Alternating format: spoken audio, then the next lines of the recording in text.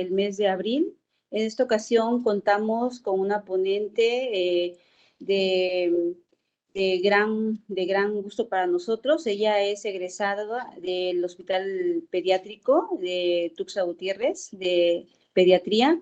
Hizo gastroenterología pediátrica en el Hospital Infantil Federico Gómez. Y contamos con esta ocasión con la doctora Maritza Arévalo, que nos va a hablar de las urgencias gastrointestinales y tópicos para pediatría. Somos la Sociedad Pediátrica Chiapaneca, estamos en conjunto a la par sintonizando con la Mexicana de Pediatría y es un gusto tenerlos con ustedes. Doctora Maritza Arévalo, esto suyo el micrófono y podemos iniciar la sesión. Bien. Somos la Sociedad Pediátrica Chiapaneca, estamos a la par de pediatría y es un gusto tenerlos. Doctora Maritza Arévalo, el micrófono. Gracias.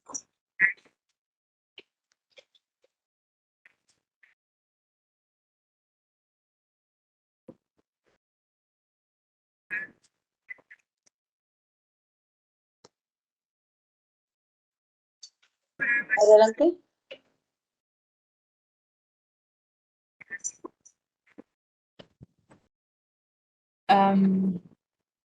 Buenas noches a todos.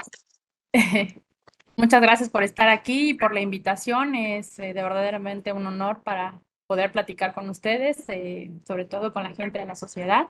Y vamos a adentrarnos al tema. Vamos a hablar de lo que es urgencias gastrointestinales. Y vamos a dividirlo básicamente en dos sistemas. Muchas gracias por estar aquí. Para poder platicar con ustedes. Vamos a adentrarnos al tema. Vamos a hablar de lo que es urgencias gastrointestinales. Vamos a dividirlo básicamente en dos temas. Vamos a hablar de inicio por anatomía, por cefalocaudal, por cómo es sangrado de tubo digestivo. Y esta es una de las causas principales que nos atañen a todos los pediatras y nos ponen en apuros en muchos momentos para poder hacer su manejo. Pero tenemos que aprender a distinguir sus sintomatologías. Entonces, melena, vamos a definir qué son las heces que van a tener un aspecto negruzco, brillante, untuoso y sobre todo es muy maloliente. Hay que tener bien presente esta parte de que sea muy maloliente y la parte untuosa, porque a veces se llega a decir a cualquier evacuación con características hemáticas, melena, y eso nos hace una manera de no distinguir adecuadamente cuál es el sitio de origen. Hematoquesia, por el contrario, son deposiciones rojas, frescas, que no pueden estar presentes con mezclas o aparecer por sí mismas en solas. Y rectorragia va a ser la emisión de sangre roja rutilante a través del recto. Entonces, lo primero que tenemos que ver ¿es realmente sangre lo que estamos viendo a través de las salidas del sistema digestivo? Cuando se trata existen dulces, gelatinas, refrescos, los rojos, mermeladas, alimentos como betabel, piel de frutas como la de uvas y duraznos, que pueden hacer por la degradación del propio ácido clorhídrico, pues esta pigmentación como roja. Y en un momento, cuando el paciente pasa al tránsito intestinal, pues hacernos confundir con que sea presencia de sangre. Pero también existen medicamentos como son los excipientes de los jarabes, que casi todos son de sabor o color rojo. La rifaximina es uno de los que también tienen esta presencia y los laxantes pueden presentar también estas características. Entonces hay que tomar en cuenta y ser acuiciosos cuando tenemos una presencia de contenido rojo. Cuando tenemos alimentos, evacuaciones ya oscuras, tendientes a ser casi carbón, hay que preguntarnos si el paciente no consumió por sí mismo sangre. Es decir, cuando tenemos alguna lesión en el dedo, algunos niños son muy dados a consumir ese contenido, entonces puede hacer esta pigmentación, la presencia de consumo de hígado, espinacas, los arándanos mismos. De nuevo, aquí se presentan las uvas, el chocolate, y incluso estos alimentos que tienen alguna tinta de un tipo calamar pueden estarse presentando con alimentos con estas características. Y medicamentos que pueden modificar la evacuación siempre va a ser hierro. No hay que olvidar dentro de todo el proceso de investigación que estamos haciendo cuando tenemos contacto con un paciente con evacuaciones de tipo rojas, obscuras o tipo carbón, en la presencia de hierro, bismuto o que hayan consumido por alguna razón carbón activado, no precisamente que haya sido la sustancia que conozcamos como carbón activado, sino que hayan consumido un alimento que haya estado en estado de carbón y lo hayan consumido porque es muy dado que se puede dar en esta región. Entonces, ¿qué vamos a hacer? Vamos a preguntar, lo primero que vamos a hacer, si no existen coagulopatías asociadas en los familiares, que nos puedan decir si tienen o no antecedentes o susceptibilidad para presentar algún tipo de hemorragia.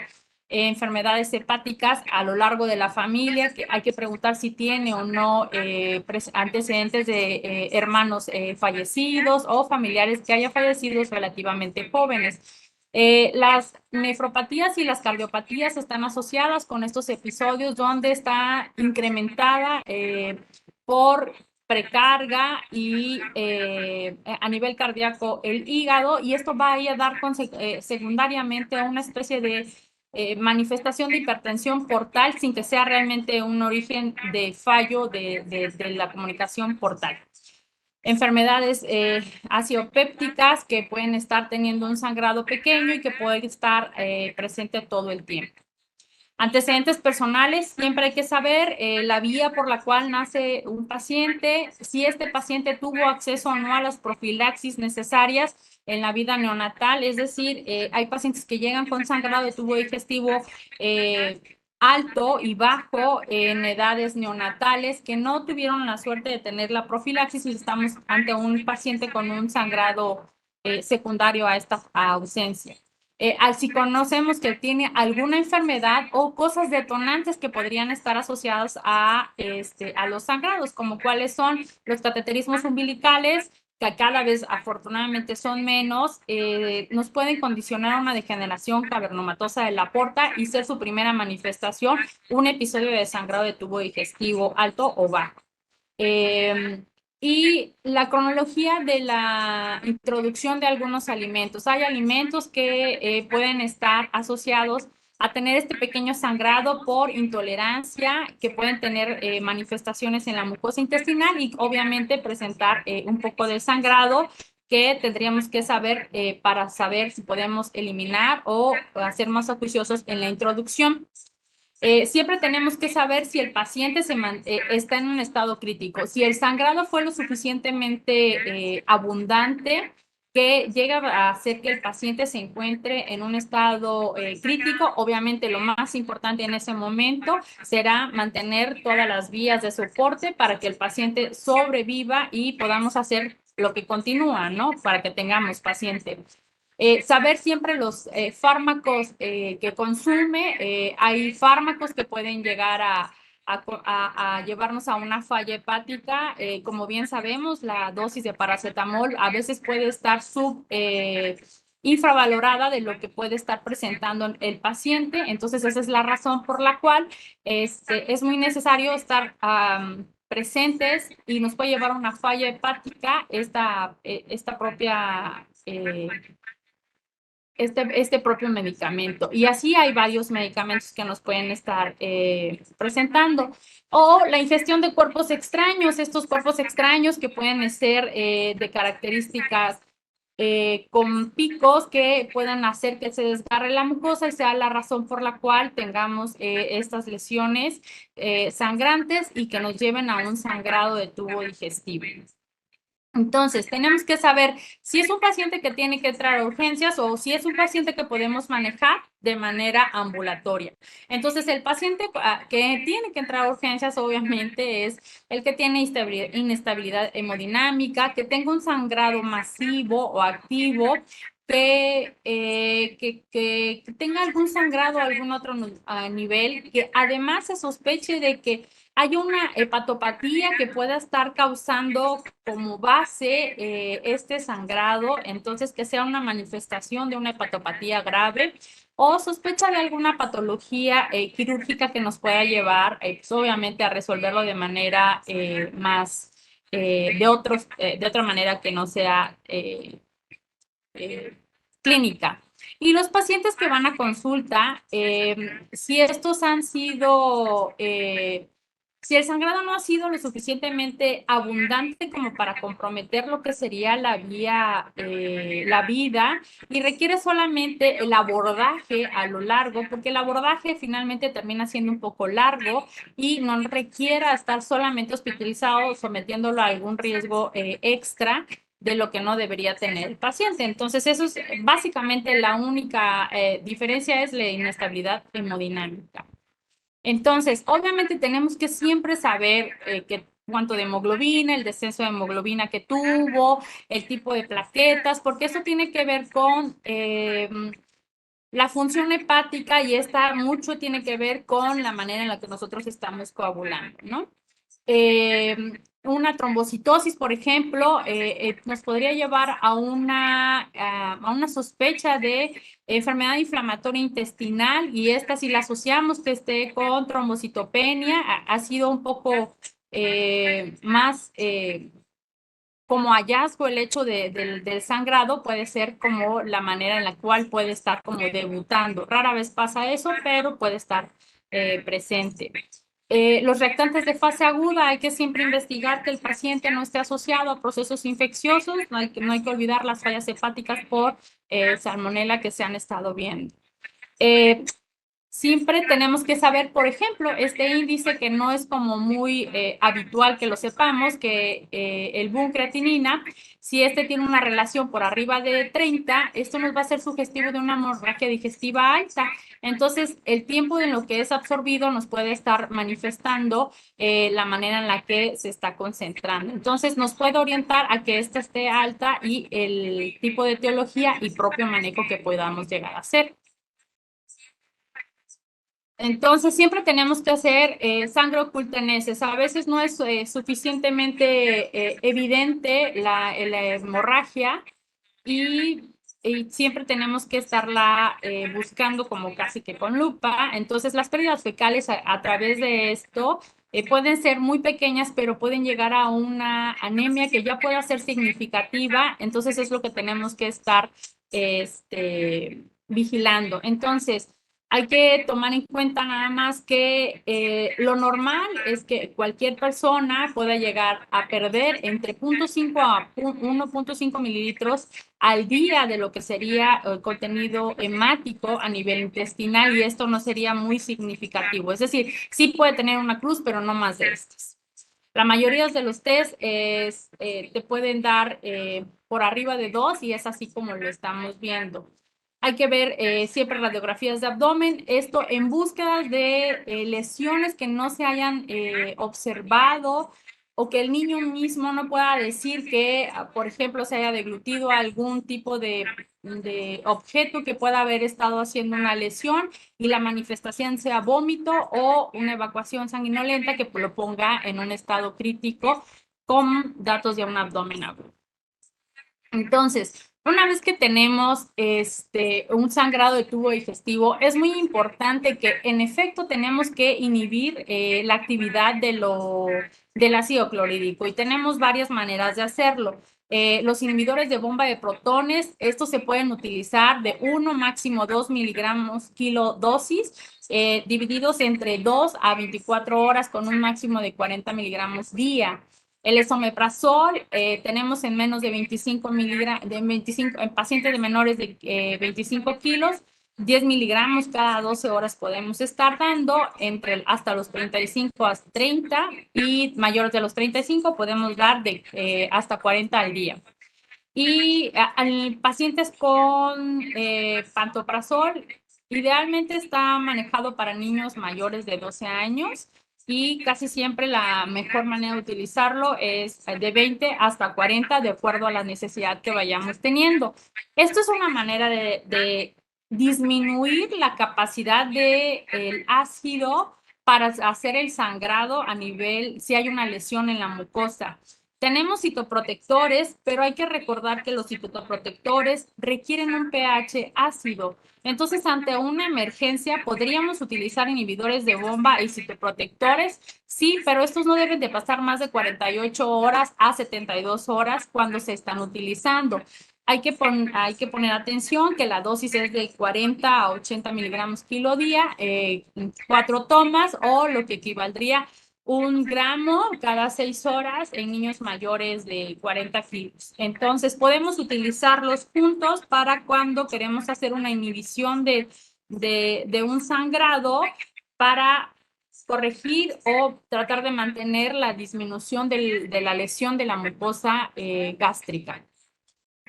Es importante hacer que haya una disminución de la perfusión portal gracias a la vasoconstricción que se va a hacer de esplácnica a través del octiótride. La bibliografía refiere que puede ir de 1 a 2 microgramos un bolo y posteriormente podemos hacer seguimiento con 1 a 5 microgramos por kilo por hora sin rebasar los 50 microgramos día de que se debería, microgramos por hora que no se debería estar aplicando. Entonces, hay que ser acuciosos nada más en los niños mayores de 40. Si rebasamos ese número de 5 microgramos y rebasa los 50 microgramos, nos quedamos con una dosis tope de 50 microgramos por hora. Entonces, para no tener mayores efectos secundarios, siempre que usemos los vasoconstrictores, hay que dejar al paciente con vigilancia de la glucemia capilar porque puede tener un efecto, puede tener un efecto donde hay un incremento de esta y tendremos que ir modulando los aportes de glucosa que se estén dando en estos pacientes. Nada más dejo la dosis de algún procinético. Siempre se va a preferir los procinéticos que son de vaciamiento gástrico de inicio, como la domperidona, que puede ir de 0.25 máximo 0.5 kilogramos kilodosis, y lo que podemos dar por máximo son 80 miligramos al día. Entonces, lo que tenemos que saber es que la endoscopía es la prueba de elección para cuando tenemos algún sangrado. Nos va a hacer diagnóstico y en algunos momentos puede ser de tipo terapéutico, ya que si estamos en un escenario donde tenemos un niño con una hepatopatía que ya sabemos que es portador de hipertensión portal, podríamos hacer manejo de lo que sería la esclerosis de las varices esofágicas que estén comprometiendo la vida del paciente en ese momento. Lo ideal es que se realicen los primeros máximos 2 días en pacientes no graves y una vez que sea un paciente con sangrado varicial, en cuanto esté estable hemodinámicamente, se debería realizar la esclerosis, por ejemplo, en los pacientes con hipertensión portal. Entonces, es algo que tenemos que tener de manera como que rutinaria, que si el niño sangra, hay que saber exactamente por qué, viendo físicamente cómo está la mucosa y obteniendo propiamente de ese sitio muestras donde podamos obtener más adelante y podamos investigar agentes patógenos que puedan estar causando parte de esta lesión de tipo infecciosos. Y cuando tenemos sangrados de tubo digestivo bajo, básicamente tendríamos que hacer posterior a una preparación intestinal, esto sí siempre sí va a ser, para que se pueda visualizar adecuadamente lo que es la mucosa. Y regularmente en los niños estamos hablando de que su etiología es de origen, perdón, de tipo pólipos, la gran mayoría, pero si tenemos familias donde estamos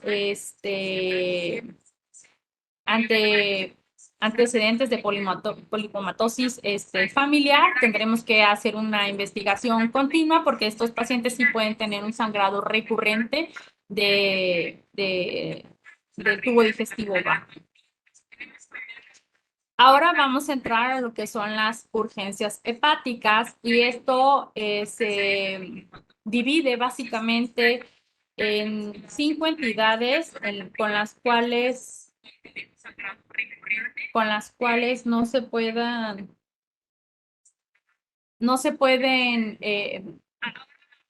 obtener a grosso modo cómo vamos a ir haciendo, porque sí son diferentes las manifestaciones y obviamente los manejos. Entonces vamos a empezar con el lactante con enfermedad hepática.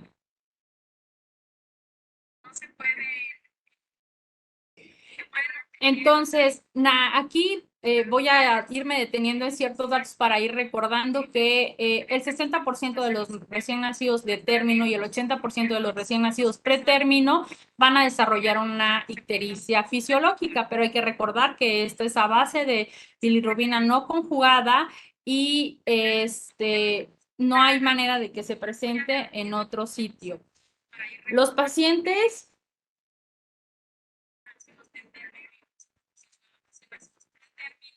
van a desarrollar una fisiológica, pero que esto es a base de bilirrubina no conjugada, no hay manera de que se presente. Los pacientes parece que hay. Entonces, creo que había eco. Espero ya se pueda componer. Los pacientes que tienen ictericia por arriba de 2 semanas de edad, en un bebé de término y en un bebé de 3 semanas que sea pretérmino, siempre hay que ir a investigarlo. No hay manera de decir que baños de sol, baños de cualquier otra cosa, porque estamos corriendo contra el tiempo. Hay que recordar que si llevan 3 semanas de vida, ya llevamos prácticamente 21 días de vida y esto es una lucha contra el tiempo en ciertas patologías que se tienen. Entonces, para que quede bien claro, colestasis es cuando la bilirrubina total por arriba de 5 tiene la bilirrubina directa el 20%. Y cuando es menor de 5 tenemos una bilirrubina directa por arriba de 1 miligramo sobre decilitro. Hay que ser bastante ordenados como para poder hacer todo el abordaje de una alteración hepática a esta edad. Entonces, siempre los laboratorios básicos van a incluir la biometría hemática, pruebas de función hepática que incluyen ALT, AST, fosfatasa alcalina, de deshidrogenasa láctica, obviamente las bilirrubinas, y tenemos que tener GGT en prácticamente todos estos pacientes. Hay que tener una glucosa central en algún momento, la determinación de TP y NR con fibrinógeno es como básicos para los pacientes y nos orientaría muchísimo la presencia hay que saber siempre cómo está colesterol y triglicéridos, pero las relaciones que guardan LDL y HDL pueden ir orientando de a poco a qué tipo de enfermedad nos estamos viendo.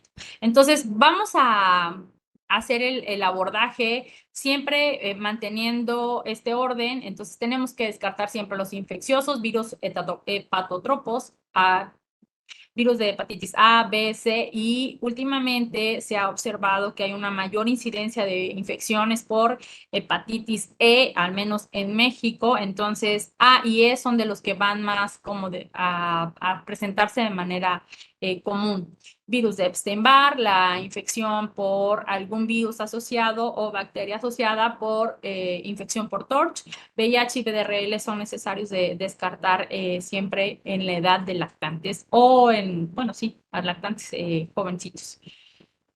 Alteraciones metabólicas como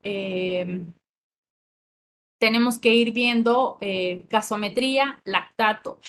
Siempre tenemos que tener presente y hay que estar recordando que un lactato por arriba de 2 es significativamente importante para ir asociando alteraciones metabólicas su presencia. Entonces, un lactato por arriba de 2 no se puede dejar desapercibido y ahí habrá que ir haciendo más alteraciones.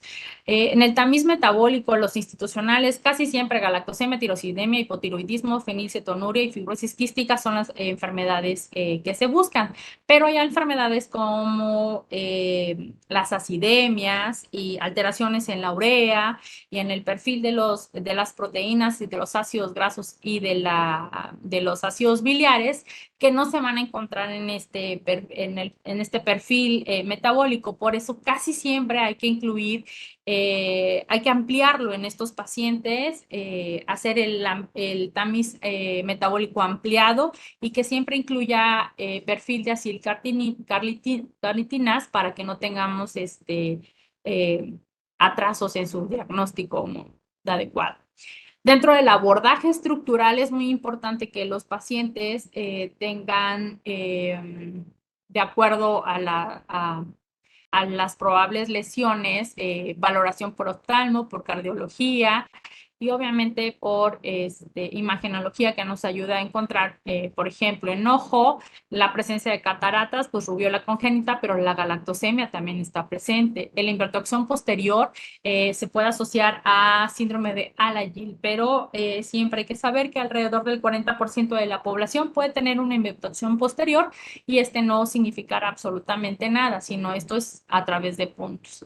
Manchas rojas de cereza, Gaucher y Niemann-Pick son una de las probables etiologías y displasias septópticas con hipopituitarismo.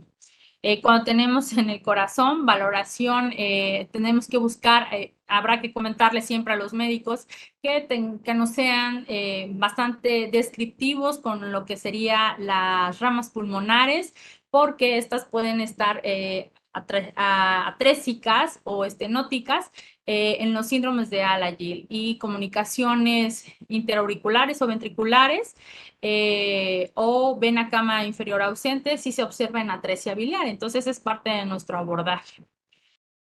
El vaso, fíjese que la esplenomegalia masiva en enfermedades como Gaucher y Niemann-Pick puede ser la manifestación, entonces tendremos que irlos a buscar intencionadamente. Entonces, el punto es que una emergencia diagnóstica en cuanto a la colestasis tiene que ver con la atresia biliar. Y esto tiene una incidencia más o menos de 1 en cada 10,000 o cada 16,700 nacidos, siempre con predominio en las mujeres de 1 a 4 o 1.7. Y el punto es que la emergencia radica en que entre más temprano podamos hacer el diagnóstico, en la cirugía de Kasai, es más probable que el paciente pueda llegar a sobrevivir con su hígado nativo. Entonces, no pueda requerir trasplante hepático, que es muy poco probable que se pueda realizar en niños menores de 5 años. Entonces, es por eso la emergencia diagnóstica. Existe la posibilidad ya en este momento, gracias al esfuerzo que han hecho en la cartilla de vacunación, de que haya una cartilla de colorimetría donde puedan fácilmente médicos o cualquier persona tratar de ir poniendo como en contraste la característica de la evacuación del paciente versus la característica que se está observando. Porque muchas veces donde dice anormal, que es el tipo 1, si uno dice la evacuación es amarilla, la mamá contesta sí, porque finalmente sí tiene un poco de pigmento amarillo. Entonces, es muy importante que el médico y el familiar o la mayoría de personal de salud pueda tener como esta parte de verificar la evacuación y verificar de acuerdo a colorimetría la evacuación, porque entre más tardío vaya a ser el diagnóstico y obviamente la cirugía, es menos probable que el paciente sobreviva. Es decir, un paciente que ya pasó más de 90 días, prácticamente la sobrevida es de nula a lo máximo 2 años. Entonces son niños que se condenan a fallecer por falta de diagnóstico oportuno. Entonces, esto sí es una emergencia diagnóstica, no otra cosa. Entonces, ¿cómo vamos a hacer el diagnóstico de atresia biliar? Primero hay que ver la evacuación. Si está colestásico, es un niño sano, que luce bien, pero pues simplemente se ve súper amarillo. Habrá que hacer todo el abordaje con imagenología o si no, una colangiografía transoperatoria para valorar qué tanto pinta a través de medio de contraste y su inyección en el momento de un evento quirúrgico. Bueno, y si no es atresia biliar, pues ¿qué puede ser? Trastornos metabólicos como galactosemia y tirosinemia, la linfohistiocytosis hemofagocítica, infecciones por TORCH, pero la bibliografía de origen americana casi siempre dice que si el paciente tiene estas características, se sospeche primeramente de virus de herpes simple. Entonces, no hay una correlación básicamente con un virus de herpes simple en México, pero sí habrá que tenerlo presente que puede llevar a estas características. Y una enfermedad que es poco conocida es la enfermedad autoinmune gestacional. Estas 4 entidades, si nosotros podemos encontrarlas, al menos podemos hacer un 25% del diagnóstico, o sea, tenemos al menos una cuarta parte, si no, con estas 4 entidades, de que podamos hacer el correcto diagnóstico. Entonces, eso cambia muchísimo porque la característica es que todos terminan en falla hepática con una fibrosis hepática importante, es decir, se vuelven cirróticos en menos de los primeros de 30 a máximo 60 días, el paciente está en falla hepática fulminante y fallece. Entonces, si podemos lograr hacer el diagnóstico de estas alteraciones, vamos a ayudar, obviamente, con la sobrevida de estos pacientes y de estas enfermedades. Hay que recordar que el hígado tiene muchísimas funciones: síntesis de colesterol, la modificación de glucosa, almacenamiento de glucógeno y cambiar de nuevo esto a glucosa, productor de bilis, la síntesis de todos los aminoácidos, la producción de todos estos de estas enzimas para que puedan continuar en su cadena para la síntesis proteica, las hormonas, la presencia de enzimas que desintoxican y la eliminación obviamente de las toxinas y ayuda a la absorción de todas las vitaminas liposolubles. Entonces, ¿qué vamos a hacer en una emergencia ante un día para obtener un diagnóstico definitivo? Entonces, tenemos que hacer todas las medidas necesarias para lograr el soporte del paciente y hacer el abordaje. En lo posible, si el paciente tiene que alimentarse o se puede alimentar, entonces tendríamos que darle leche humana. La única contraindicación real de lactancia materna es solo galactosemia. Entonces, finalmente se puede obtener relativamente rápido los valores cuando se tienen el tamiz metabólico. Hay tamices metabólicos que se pueden obtener en menos de 4 días, todo su determinación. Entonces, nos haría como no imposible saber si el paciente o no tiene la posibilidad de consumir lo que sería la leche humana.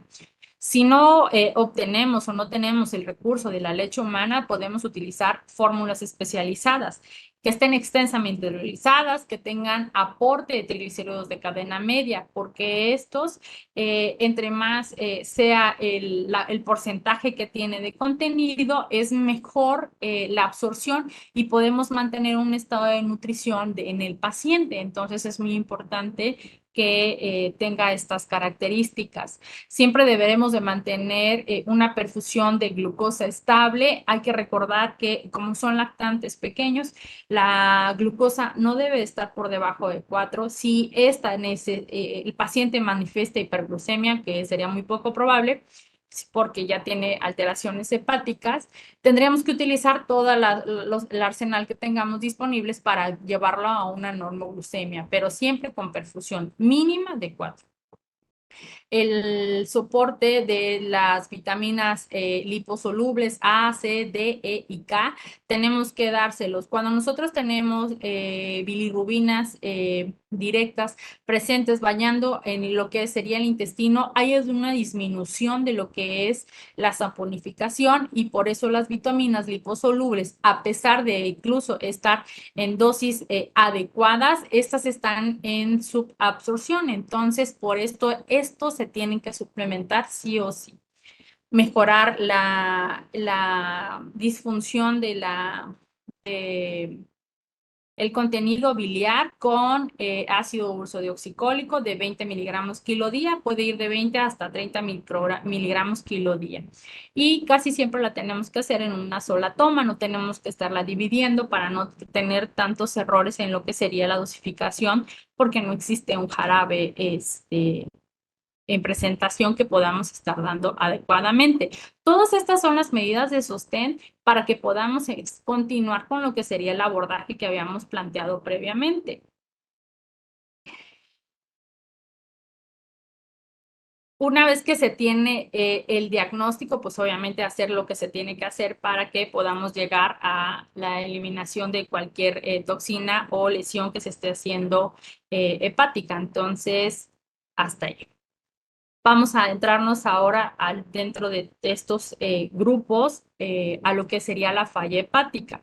Entonces vamos a hablar que va a ser una disfunción de la actividad hepática y se va a evidenciar a través de bioquímicas donde obviamente va a haber una elevación de aminotransferasas.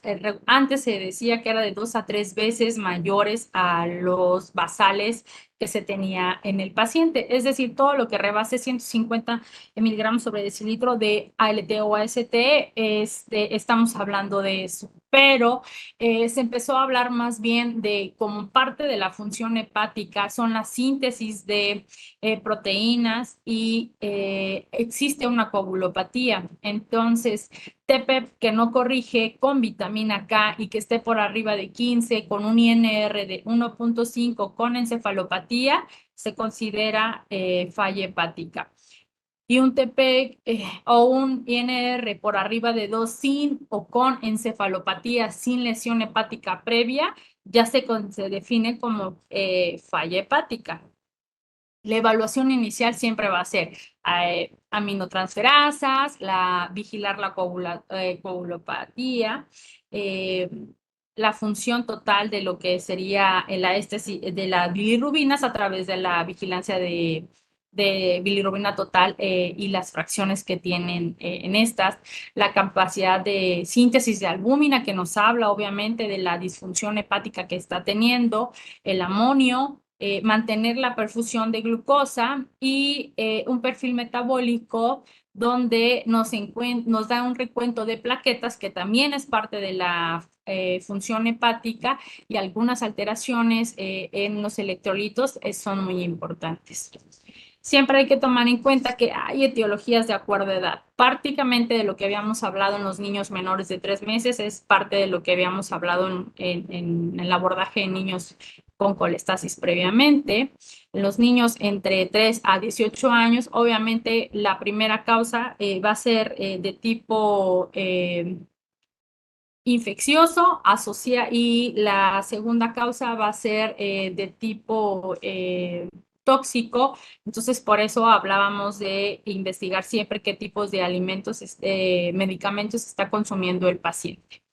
Enfermedades autoinmunes es muy frecuente que con pacientes que ya están en edad, en adolescencia, puedan estar debutando incluso con una falla hepática cuando tenemos alteraciones inmunológicas. Las hepatitis autoinmunes son un gran grupo de los cuales hay que siempre tener los anticuerpos, por eso habrá que pedir siempre inmunoglobulinas en su momento y siempre buscando la inmunoglobulina G asociada a la positividad de anticuerpos para que podamos decir y esta nos pueda llevar un poco más rápido a manejo para una hepatitis autoinmune que pueda estar asociada a una falla hepática.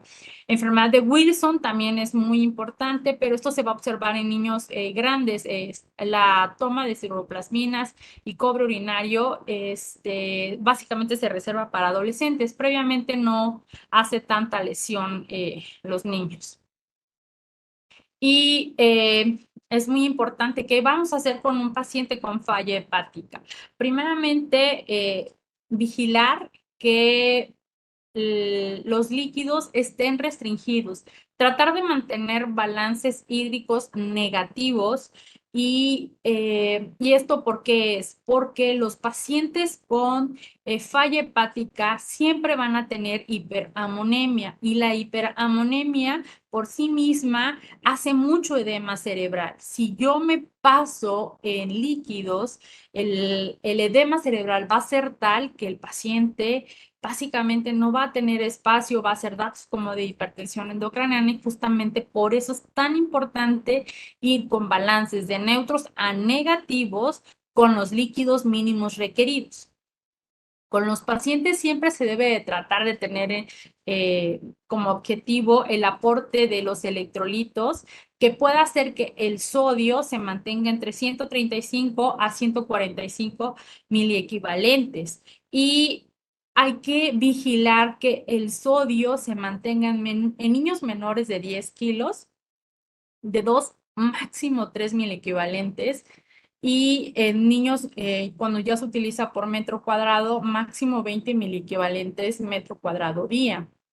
Esto tiene que ver con que ellos no hacen un buen manejo de sodio y como se utilizan soluciones con algunas ocasiones con albúmina o la transfusión de plasma, estos tienden a elevarlo. Entonces, es muy importante que seamos acuiciosos. Y en los niños con fallas hepáticas y que secundarias a una hipertensión portal que tengan este antecedente, todavía incrementan más el hecho de la dilución. Entonces, solo tenemos que mantenerlos entre 135 y 145 con requerimientos mínimos y no solamente en solución, hay que tomar en cuenta que todos los medicamentos que se ponen en dilución de medicamentos, en dilución en aforamientos para las perfusiones que se le hacen, hay que tomarlas en cuenta que también están dando un poco de aporte de sodio. Y hay que mantener el fósforo siempre por arriba de 3 para que continúe el ciclo normal de lo que sería el Krebs y para que tenga todas las funciones mínimas que se tenga. La glucosa mínima puede estar entre 90 y 120.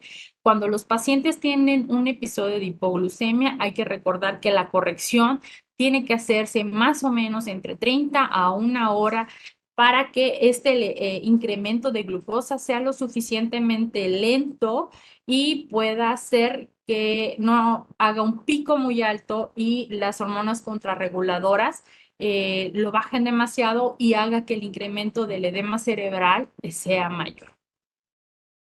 Las proteínas, cuando tenemos pacientes que sí se logran alimentar, no debe de ser mayor de a 1 gramo por día. Esto tiene que ver con el hecho de que la degradación de estos terminan siendo en amonio, entonces por eso tenemos que mantener esta restricción. La hiperamonemia, siempre hay que mantenerla en manejo, entonces la lactulosa podemos utilizarlo de 0.5 mililitros kilodosis y no exceder 60 mililitros en el día. El punto es que si tenemos un paciente que tiene antecedentes de estreñimiento y queremos utilizar la lactulosa como manejo de medida antiamonio y estamos justamente en dosis tope de 60 y no logramos la evacuación, es muy poco probable que podamos hacer que el paciente evacúe. Lo único que vamos a provocar es mucha distensión abdominal. Al ser mucha distensión abdominal por la característica de la lactulosa, va a ir disminuyendo la capacidad pulmonar y se disminuye la capacidad que tiene de distensión abdominal. Entonces, hay que ser bien acuiciosos. Si pasamos más de 48 horas con aporte de lactulosa a dosis tope, es poco probable que lo logremos. Entonces, tendremos que buscar otras medidas antiamonio. Rifaximina se puede dar de 40 a 60 miligramos kilo día.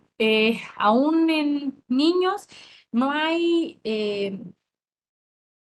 multicéntricos que digan exactamente la eficacia, pero es bastante habitual que cuando se maneja con lactulosa, el amonio sí se logra mejorar.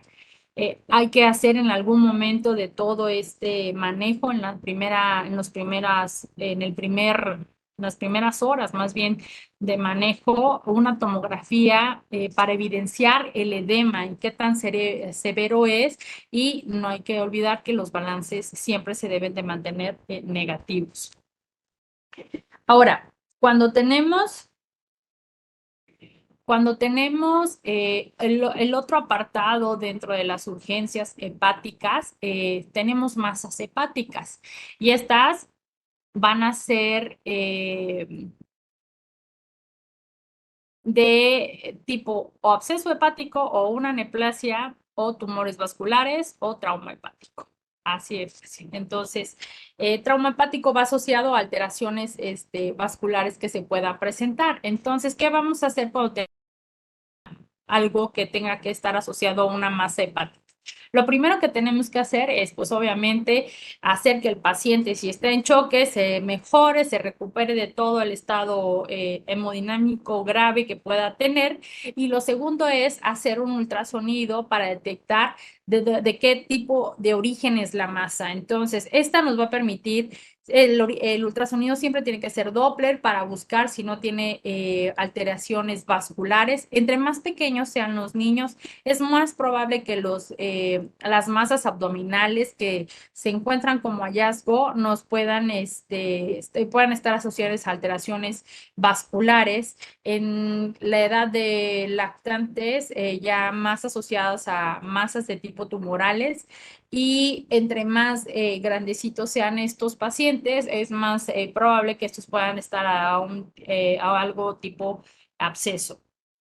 Y obviamente con un antecedente de trauma abdominal, siempre hay que descartar la lesión hepática que puede tener. Entonces, el tratamiento definitivo, nos hablan siempre de cuando se trata de orígenes vasculares o lesiones traumáticas de embolizaciones de las transarteriales, pero realmente en lo que es en el ámbito de pediatría, estas no siempre tienen eh, adecuado, adecuado, una adecuada respuesta. Entonces, por eso hay que tomarla en cuenta con cautela. Entonces, si es una masa, por ejemplo, una telangiectasia que se pueda observar de tipo hepática, hay que ver qué tanto compromete la vida como para poder hacer esta embolización, o se da un tratamiento a largo plazo para que podamos, pues, que se pueda hacer una modificación vascular de tipo clínica. En los pacientes con alguna masa abdominal es muy importante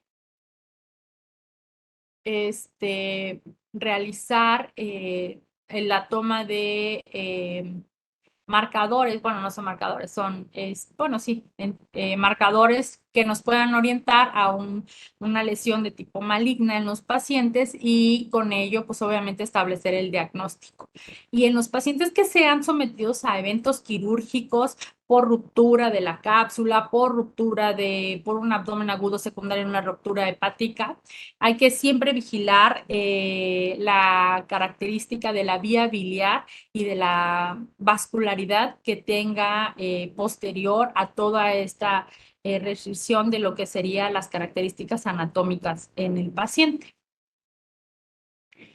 Ahora, en el apartado de encefalopatías metabólicas como urgencias hepáticas, hay que saber que básicamente trastornos del ciclo de la urea, alguna acidemia orgánica, aminoacidopatías, trastornos de la oxidación de los ácidos grasos, mitocondriopatías, trastornos del almacenamiento del glucógeno, son como los orígenes de los cuales pueden estar causando estas encefalopatías, pero su manifestación de todo este grupo va a ser hiperamonemia con hipoglucemia y acidosis. Entonces, si tenemos como esta triada en un paciente que no se conoce con el diagnóstico con esto, tendremos que ir haciendo el abordaje a tal.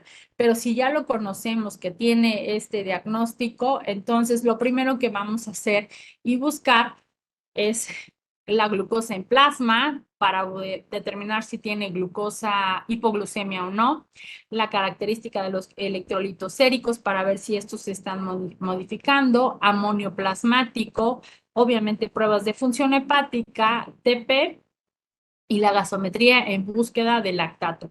La hiperlactatemia puede ser la manifestación junto con la hiperamonemia de las bioquímicas que se alteran mayormente y que pueden estar, o sea, como que gritando que tienen una alteración de este tipo. Cuando tenemos un paciente con hiperamonemia, lo que tenemos que tomar en cuenta que es, si nuestro paciente tiene menos de un mes, menos de 80 es lo esperado. Si tiene más de un mes, más de 80 miligramos sobre decilitro es como que el número de corte esperado. Cuando tenemos pacientes con hiperamonemia por arriba de 100, obviamente las medidas antiamonio son súper importantes.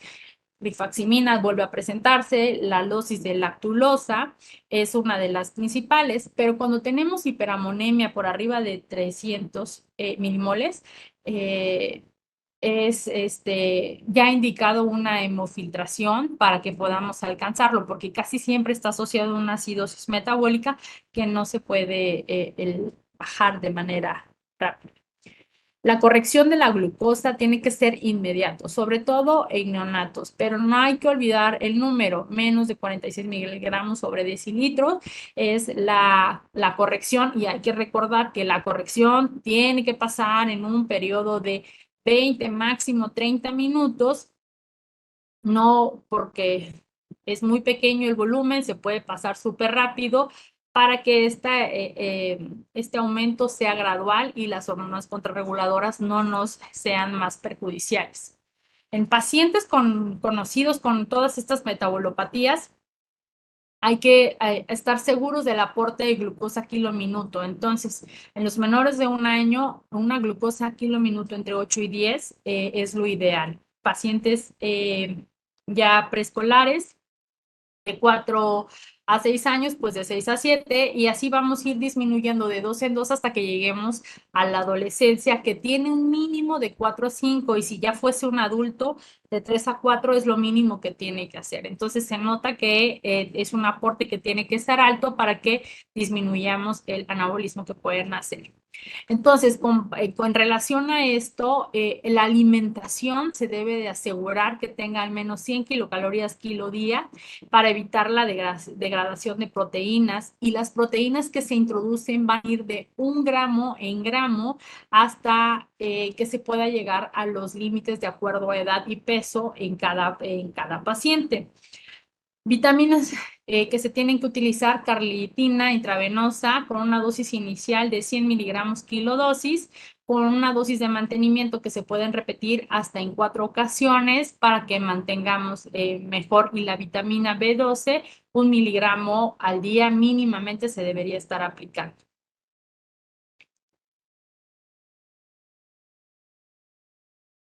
Y el pasado ya no está, el futuro está por llegar, y tenemos solo el presente, y es el regalo que tenemos minuto a minuto. ¿Alguna duda o pregunta o comentario?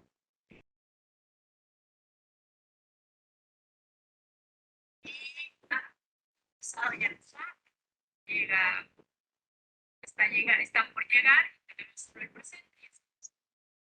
Maritza, buenas noches. Mira, acá tengo unas situaciones de dudas. La gran mayoría de nuestros pacientes la gran mayoría de nuestros pacientes o la gran mayoría de los lugares a donde tenemos ese tipo de pacientes, evidentemente son hospitales de primer nivel o de segundo nivel, ¿no? Difícilmente tendrán la posibilidad de poder accesar a un tercer nivel, ya sea en nuestro estado o incluso en el centro de la República o en el norte, ¿no? ¿Cuáles serían las mejores opciones de acuerdo a las características de las urgencias con la que podrían enviar una mejor referencia o enviar en mejores condiciones de acuerdo a tus criterios a estos pacientes a las unidades de referencia? O sea, ¿qué sería lo básico necesario para poder hacer una referencia adecuada y que lleguen en un tiempo adecuado, se pueda avanzar en este abordaje?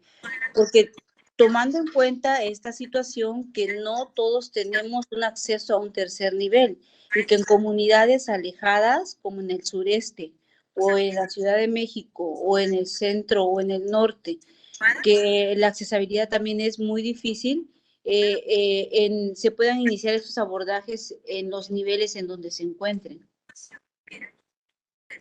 Acceso a un tercer nivel, comunidades alejadas,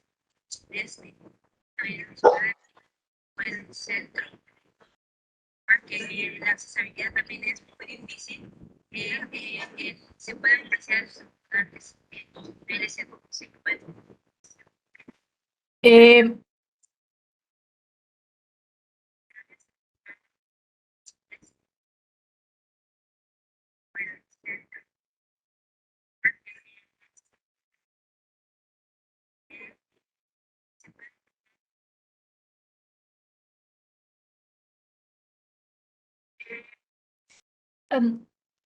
A ver si quiero, lo escucho todo. El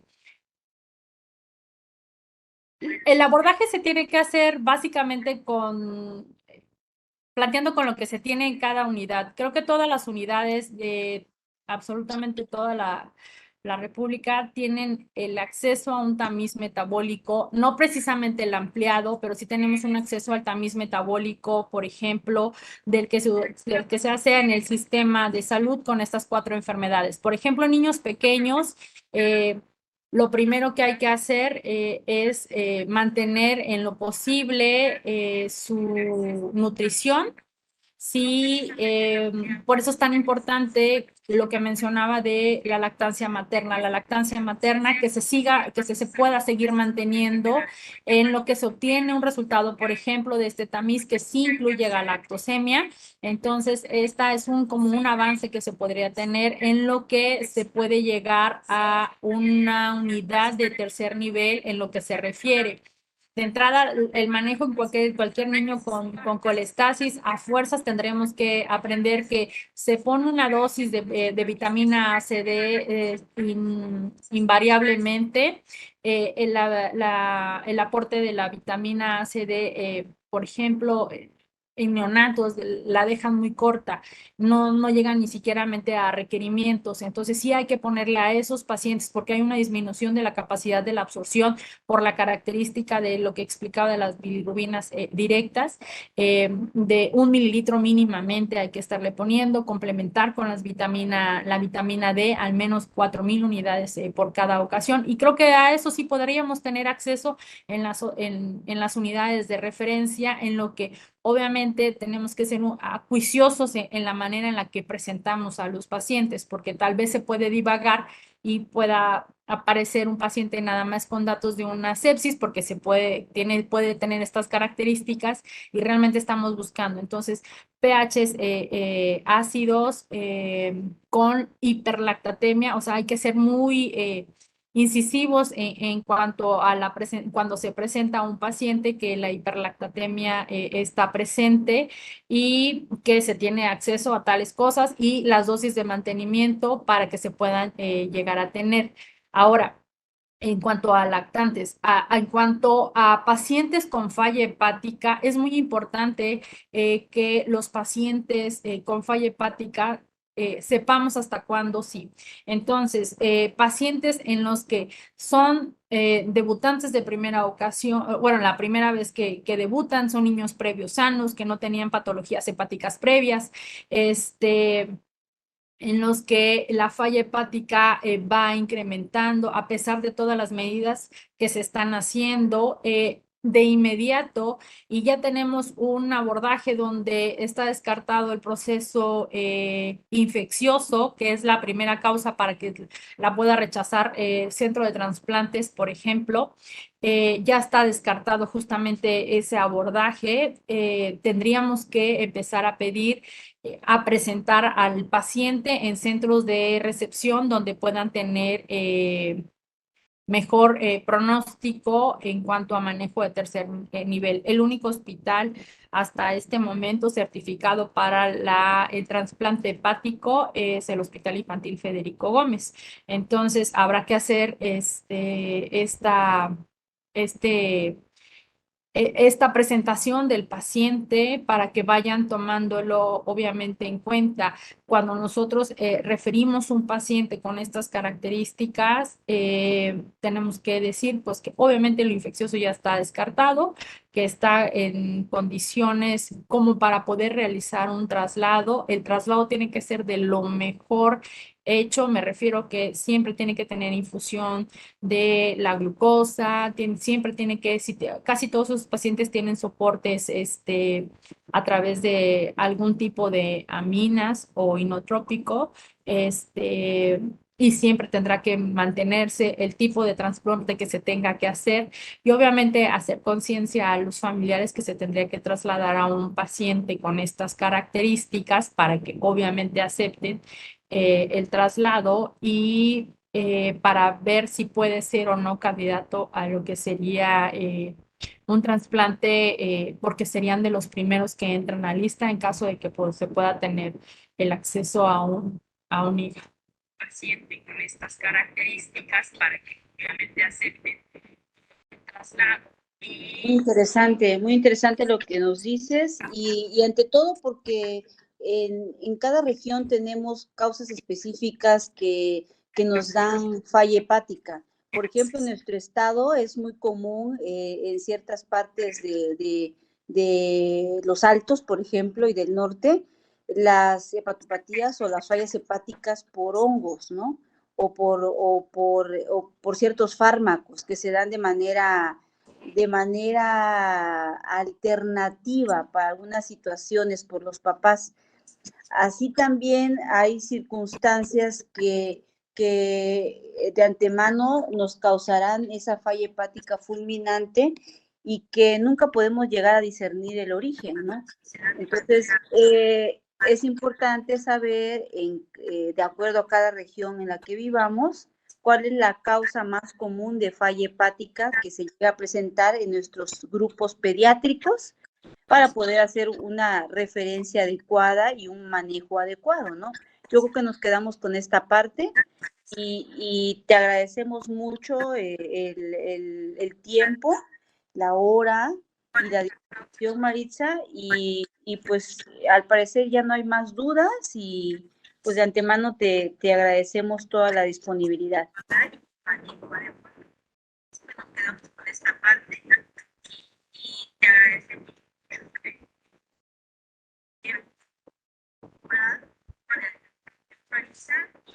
y pues al parecer ya no hay más dudas. De antemano te agradecemos toda la discusión. Muchas gracias. Gracias, Maritza. Muchas gracias. Y así damos culminada la sesión del día de hoy y esta es la última sesión del mes de abril.